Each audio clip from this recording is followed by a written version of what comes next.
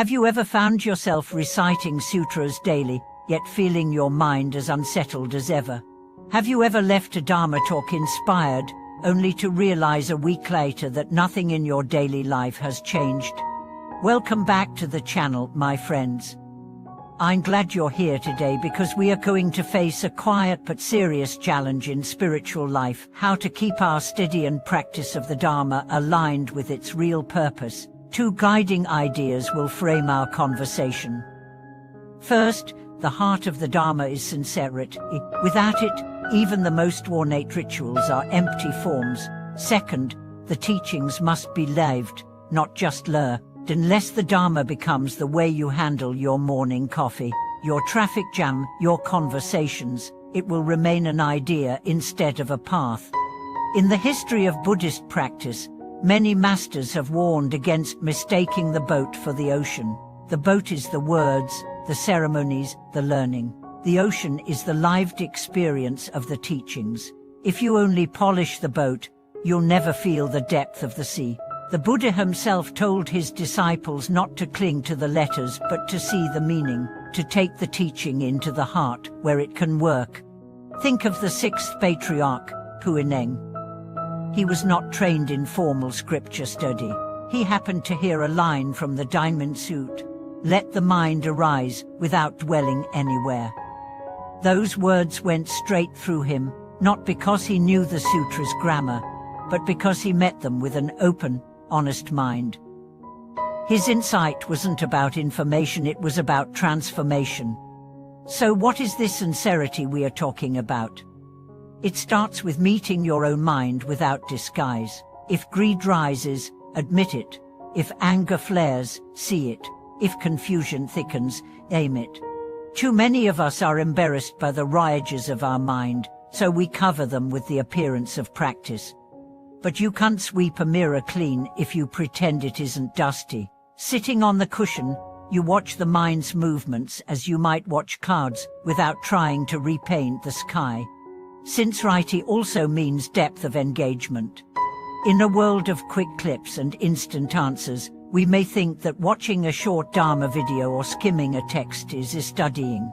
But the Dharma is more like an ancient forest than a news feed. You can walk the edge in minutes, but you'll miss the thousand shades of green unless you step inside and stay. The deepest understanding comes from circling back to the same teachings over and over, each time with a mind that has been softened and sharpened by life. And how do we know if what we've studied has taken root? The test is in daily life. You may recite the Anattha Sutra, but do you feel compassion for those you dislike? You may chant the name of Avalokiteshvara, but do you listen patiently when someone is speaking slowly or complaining? The point is not to accumulate chants but to embody their qualities. I remember a lay practitioner who came to me frustrated. He followed every schedule: morning chanting, evening meditation, but still felt restless and anxious. I asked him to set aside the chants for a week and just follow his breath. No mantra, oh music, oh bells, just inhale, exhale, and notice. A week later he returned, as brighter. He said he had found a quiet space he didn't know he was missing.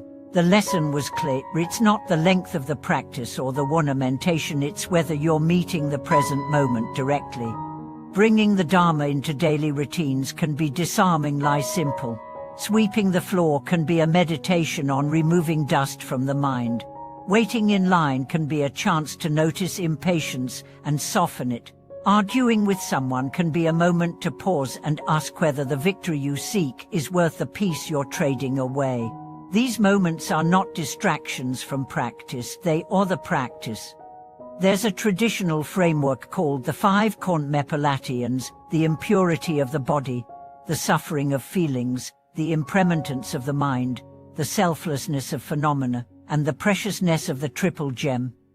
These can be woven into everyday moments. When you're tired, remember the body's impermanence. When joy arises, notice its fleeting nature. When you feel ownership of an idea, see how it arose from countless conditions. In doing this, you're not just thinking about Buddhism, you're thinking through it. letting it inform the shape of your awareness. The biggest threat to staying true on the path is not the noise of the world, but the slow slide into habit. Ritualists can become autopilot. Teachings can become slogans. When that happens, the practice loses its edge.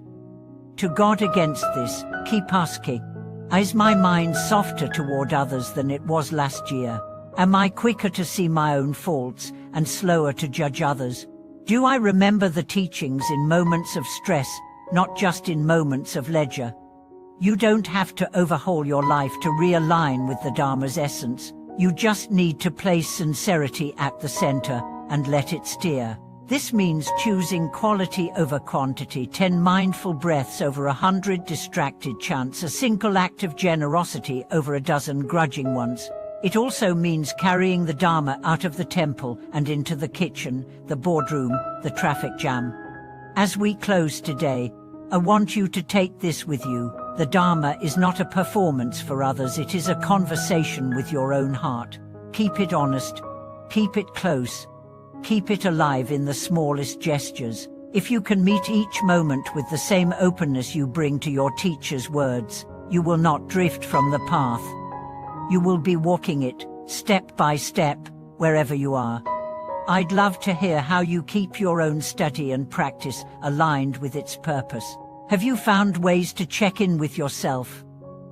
What small changes have made the biggest difference? Share your thoughts below so we can learn from each other's journeys. If you found this helpful, please subscribe to the channel, click the like button, and share it with someone who might be looking for a steadier way forward. Thank you for watching this video.